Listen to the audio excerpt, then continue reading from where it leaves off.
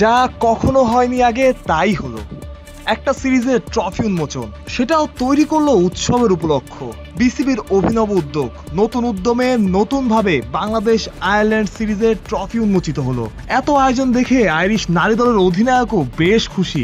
নিশ্চিতভাবেই হয়তো অবাক করেছে বাংলাদেশের অধিনায়ক নিগার সুলতানা জ্যোতিকে। এমন তো আগে কখনো হয়নি। নতুন বাংলাদেশে যেন নতুন একটা শুরু, যা অবাক করবে আপনাকে। বিসিবিও একটা ধন্যবাদ প্রাপ্য।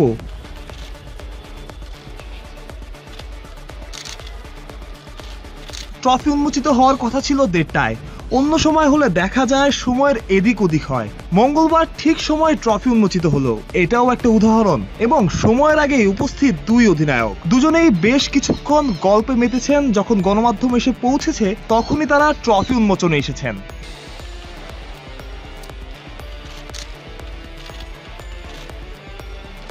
ট্রফি হাতে হাস্যোজ্জ্বল দুই অধিনায়ক, নিশ্চিত করেই দুই দলের লক্ষ্যই থাকবে জয়। ঘরের মাঠে খেলা র্যাঙ্কিং এর চেয়ে এগিয়ে বাংলাদেশ, স্বাগতিকদের কাছে প্রত্যাশাও বেশি। দেখেন ওটা তো চিন্তা অনেক দূরে। মোর ইম্পর্টেন্ট আমার কাছে মনে হয় যে এখন আমাদেরকে ফোকাস করা যে প্রত্যেকটা ম্যাচ বাই ম্যাচ খেলা, কারণ আমাদের হাতে এইটার সহ আরেকটা বায়োডাটা সিরিজ আছে। সো পয়েন্ট গ্র্যাব করা সব থেকে বেশি ইম্পর্টেন্ট। সো সিরিজ ওয়াইজ যদি চিন্তা করি, সো ডেফিনেটলি আগে আমাদের এই পয়েন্টগুলো নেওয়ার দিকে মনোযোগ থাকবে বেশি। সাম্প্রতিক সময় ঘরের মাঠে বেশ ভালোই খেলেছে বাংলাদেশ, তবে ধারাবাহিকতার অভাব।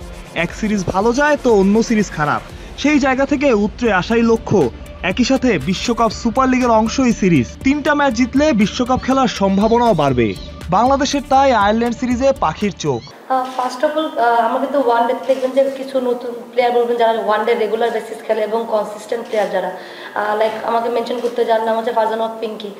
আমি বলবো যে ওনার হচ্ছে খুবই ভালো রেকর্ড ওয়ান ডেতে আছে। মুর্শিদা খাতুন অনেক ভালো ওয়ান ডে খেলতেছে এবং রিসেন্টলি বলবো যে আগে সিনিয়র প্লেয়ার শারমিন আক্তার সুক্তা, তাকে ইনক্লুড করা হয়েছে।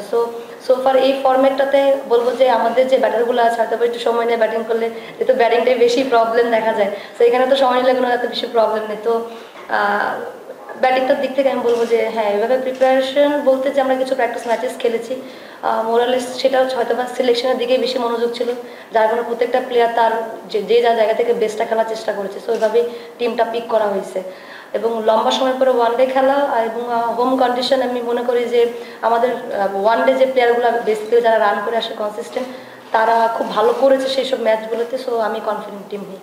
ঘরের মাঠে নারী দলের কোনো সিরিজকে ঘিরে এত আয়োজন হয়তো কখনোই দেখা যায়নি। স্পন্সরের ছড়াছড়ি, ট্রফি উন্মোচনে নানা আয়োজন, সবই হচ্ছে।